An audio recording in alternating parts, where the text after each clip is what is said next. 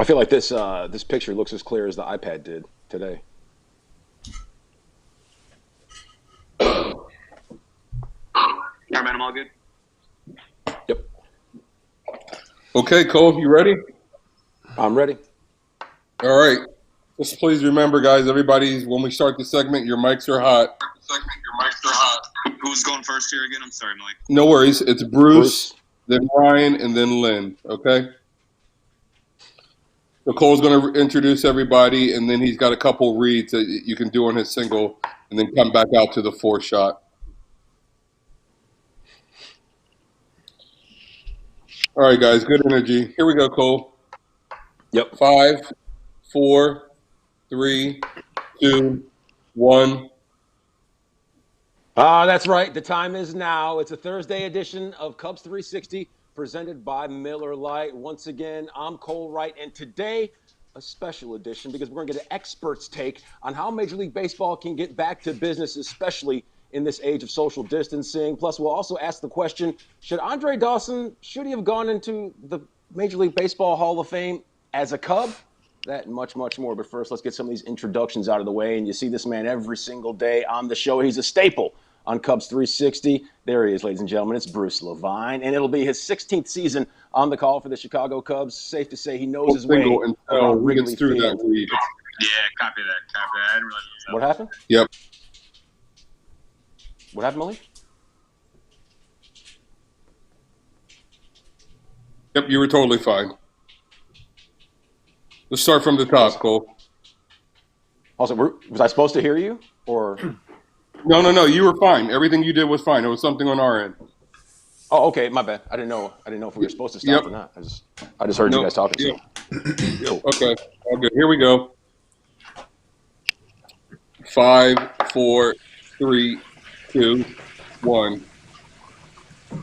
And just like that, another edition of Cubs 360, a Thursday edition, is on the air. We're presented by Miller Lite, and I'm Cole Wright at your service once again. Now, today it's a special edition. We're going to have an expert's take on how Major League Baseball can get back to business sooner rather than later. Plus, we'll ask the question, should Andre Dawson, should he have gone into the Hall of Fame as a member of the Cubs? Food for thought. But first, let's get some introductions out of the way because you see this man almost every single day here on Cubs 360. It's Bruce Levine, Marquee Sports Network contributor, and it'll be season number 16 on the call for the Northsiders, Len Casper. Thanks for playing, as always. And he's a 9-year Major League Baseball veteran. He spent 2 seasons with the White Sox as well as a pair with the Chicago Cubs. Ryan Sweeney. Ryan, thanks for playing again today. And guys, it's going to be a busy day, as we know. And I don't want to get your hopes up. However, I think there could be a light at the end of the tunnel. That's because the PGA, well, they're giving us some good news to hang our hats on. They're targeting a June 11th return with the Charles Schwab Challenge in Fort Worth, Texas. Now, that event will begin nearly 3 months to the day since the tour suspended the Players' Championship on March 12th. Now, the first 4 events are scheduled to begin without patrons. Now, if the schedule does play out, it will 24 consecutive weeks of golf. That's what we'll see. Now, the first major is scheduled for August 6th through the 9th, and that, once again, is the PGA Championship. So let's put golf on the board with the targeted return in June. Now, the rest of the sports world that was shut down in March, now we're still taking a wait-and-see approach. The NFL Draft scheduled to begin 1 week from today with a virtual format. We'll see how all that gets underway. So the PGA, they have a plan in effect. But Bruce, I ask you, how much could that plan affect and influence the return of Major League Baseball? Well, it gets the ball rolling, and that's the important thing. You know, sports would be back. And even though it's a truncated form of it, where there's individuals golfing on their own on a golf course with no fans around, no audience, at least it's a start. And it's a good feeling to see somebody competing outside against other people in a sport. It's apples and oranges as far as baseball goes because there's so much more contact in a sport like baseball. There's so many more people involved in a sport like baseball. But nonetheless, it's a good start to hopefully a season full of sports starting in June. Yeah, I definitely agree with Bruce. You know, I think golf is the perfect sport to start off with. I definitely think it's going to be a lot easier to be able to test it out, by just having people out on the golf course. You don't have to be touching the baseball. You don't have to be touching the pins. They can kind of social distance. I think it's definitely going to be a little bit easier for everybody. We don't usually play golf as normal people with fans anyway. So I think when those guys are going out there and, doing those practice rounds, it'll kind of be more like that. And baseball kind of has more of that aspect of, fans getting into the game and kind of dictating the outcome of a game, where I think golf is more, an individual sport, and they'll be able to test it out and see how that goes to start off. Yeah, I agree with both Bruce and Ryan, and I do think golf will likely be the first sport to come back because of the nature of the sport. As Ryan said, the social distancing is already kind of built in. To answer the question, what does it mean? I'm not sure how much it means just yet. I heard Mark Cuban speaking yesterday, and he had actually talked with the president, and he basically said, look, the medical side of this is going to dictate when we actually restart pro sports. And while the PGA has some dates set, as we know, those things can change. It is nice to know that they are at least in the planning stages. And I think as it relates to baseball, because of mid-June for golf, I'm guessing that means that if we do have a major league season here in 2020, it probably won't start before the end of June, maybe early July at the earliest. Absolutely. Now, Bruce, Ryan touched on it a little bit when it comes to social distancing in golf. It should be easier than most sports, but what'll be the biggest difference when it comes to that social distancing in golf versus baseball? Well, there's so many more people involved, and the technical side of it, the sideline reporting like Taylor would be doing, just all the camera people, the media involved. It will be, one step at a time, but just initially players being close to each other, force plays, first and, covering first baseman and base runner connected, umpire, catcher, and batter connected. It's such a different sport than golf. So as both the other guys said, we're going to have to get the okay from science and the medical people, and, waiting for a vaccine to occur. Well, that's not going to happen anytime in 2020. So we're just going to have the best medical advice, and Major League Baseball is going to have to go from there. Yeah, I think you can just, you can monitor it a little bit more with the golf. I think with baseball, you have more people on the field at one time, and people don't think about, you're tagging guys, you're licking your fingers when you're trying to get a grip on the ball. I think there's just a whole different aspect. You got umpires on the field. Everybody's kind of closer to each other. There's three people standing when one up to bat, and the catcher and the umpire. I think it's just going to be a huge testing period. And like I said, it's going to come down to what happens with all this testing, and are they going to be able to test guys during the season? And, what does happen if someone actually possibly gets this while the season's going on as well? And Cole, the one thing I would add, with the caveat that I have no real idea of how this is going to go, but based on everything I've heard and read, and you saw the mayor of Los Angeles essentially said he does not expect to see any sort of big gatherings for the rest of 2020. I cannot imagine a scenario at this point.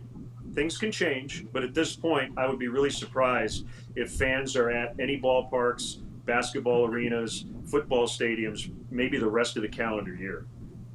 Yeah, things will change for everybody, the players, the people who cover the game, and most importantly, the fans. Now, there's more to come right here on Cubs 360. So what's the right approach for Major League Baseball? Can the season begin while keeping things safe for players and eventually, the fans? An expert medical opinion. That's next right here on Cubs 360, presented by Miller Lite.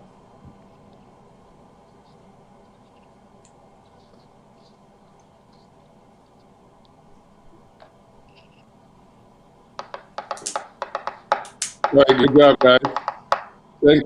Thanks for adjusting there, Ryan. Thank you. Yeah, I just got to look at the camera. I was looking down at the thing. All good. The craziest thing, though, Malik, as far as like, have to run some blocks for us.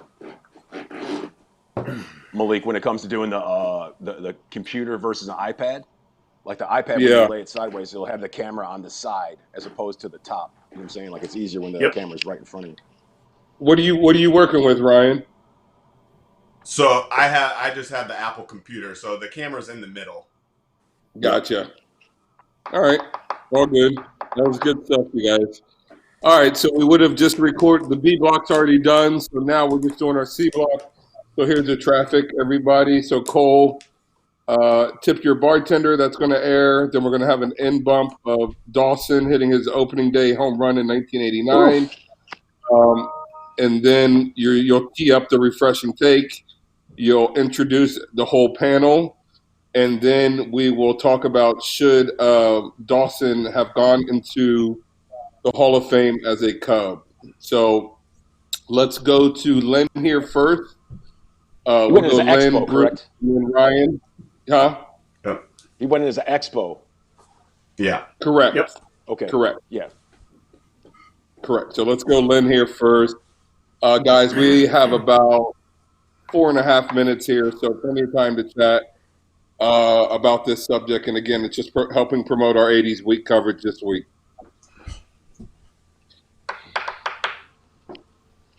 Okay. You ready, Cole? Yep. All right. Here we go. 5, 4, 3, 2, 1.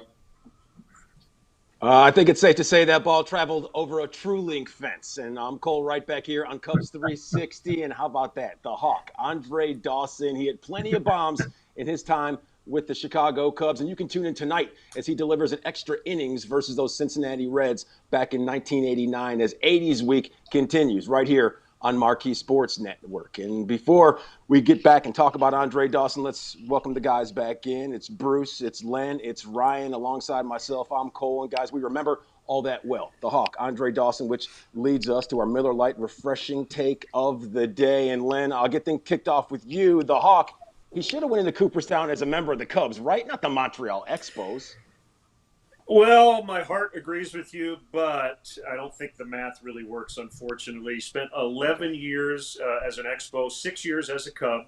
Obviously, he was more famous because he was with America's team on the Superstation with the Cubs and played in relative obscurity to begin his career as an Expo. But, the rate stats were pretty similar in Montreal and Chicago. And as much as, again, I would like to say he should have had a Cubs hat on, the Cubs have a lot of Hall of Famers with that C on their cap. To preserve the memory of the Montreal Expos, who are near and dear to our hearts, I do think it's correct that Hawk went in as an Expo. Well, Len, I'm going to have to disagree with you, and it's not the first time we've disagreed. But Andre Dawson did not have a choice, okay? Wade Boggs kind of messed up the whole thing by wanting to go in when he was elected to the Hall of Fame in a Tampa Rays hat for all things. And then the Hall of Fame took it away from the players for a short period of time, and it wasn't Hawk's call. He, in his heart, wanted to go in as a Cub, should have been his choice. It returned back to being the choice of players a little bit after Andre went in as an Expo. But you're right. I mean, Len, the numbers say that he was the better player all around when he was an Expo, but he went to the All-Star game 5 years in a row as a Chicago Cub. He had his greatest year as a Chicago Cub in 1987, winning the MVP, hitting 49 homers, driving in 137 runs. So from the perspective of all that, Hawk should have had the choice, and it should have been a Cub. Yeah, I'm going to go ahead and definitely agree with Bruce there. I like the players to be able to choose, what team they are. I know that he spent a lot of time, 11 years or something with the Expos, but when you think of Andre Dawson, you think of him as being a Cub.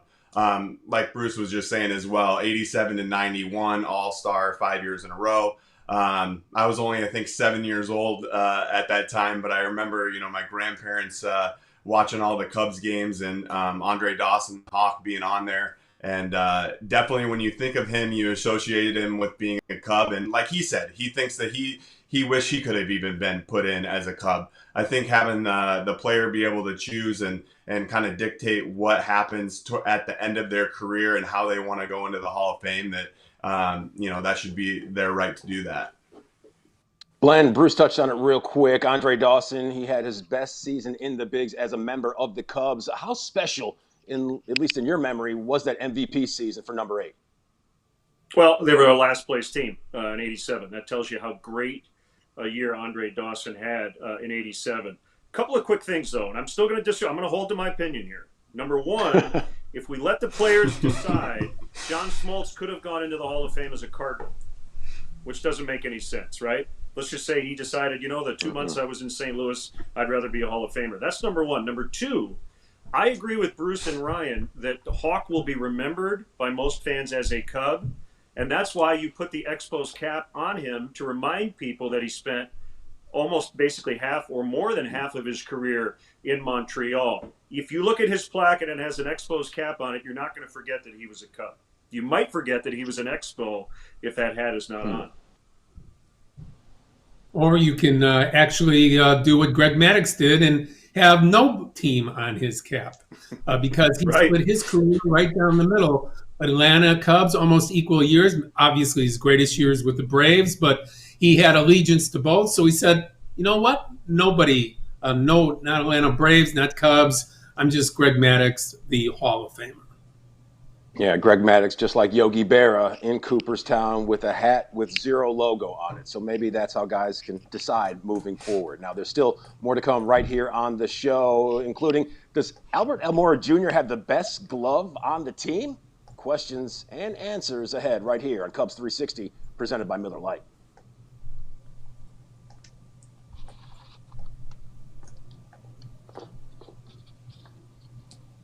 Good stuff, fellas. Good stuff. Got to have a little disagreement. No, and what's about doing these shows is like you and Bruce would have organically just went back and forth.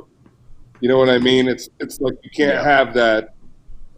So yeah, kind of is what it is. And I feel like even like the traffic cop role of jumping in, like, well, hey, what if Andre Dawson went in as a Florida Marlin? I'm like, that would have solved all the problems. Right. I didn't realize that it went back and forth that the players.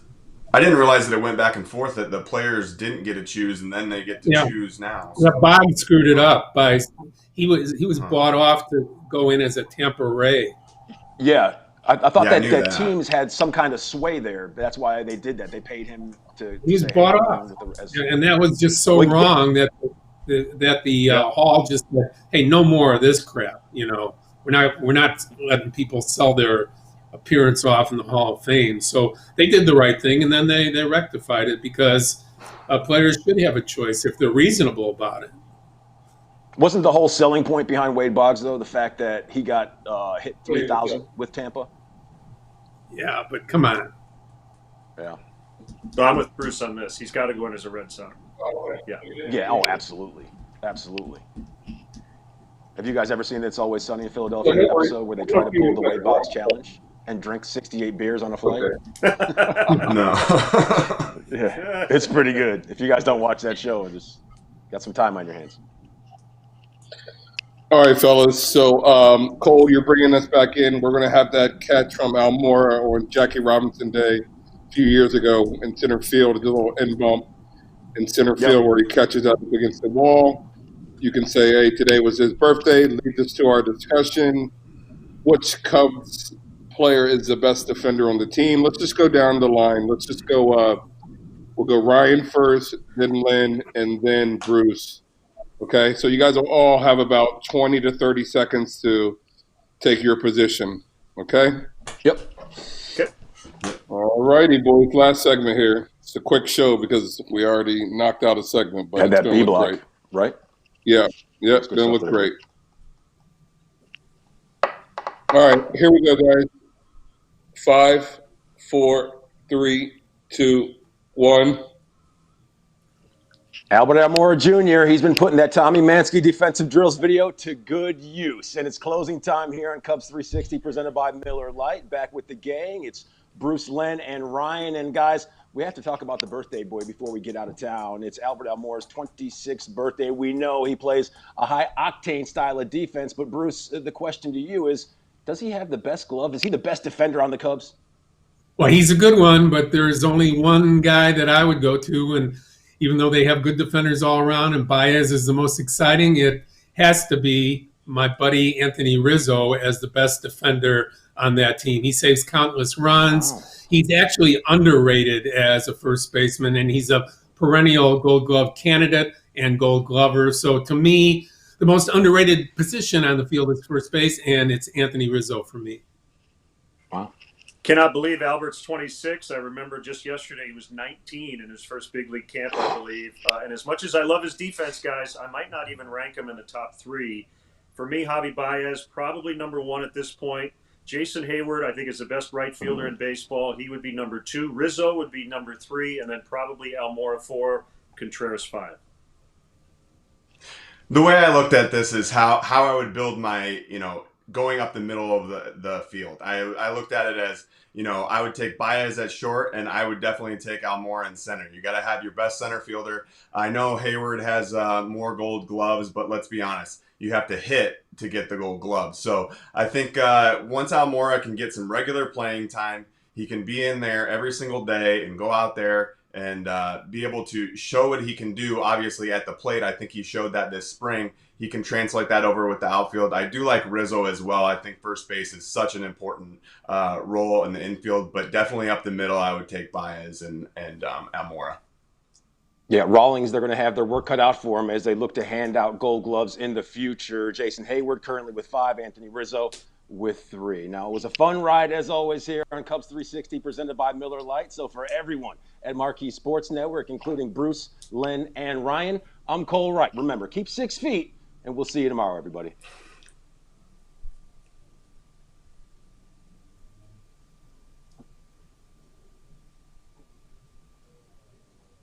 All right, guys. Thank you. We're done for the day. Good job, Ryan. Good debut. Good Hey, stuff, we'll get thanks. you on next Thanks, week. guys. There's only 3 segments, but we'll get you Thanks, on next guys. week. Yeah, I'm around. I'm not going anywhere.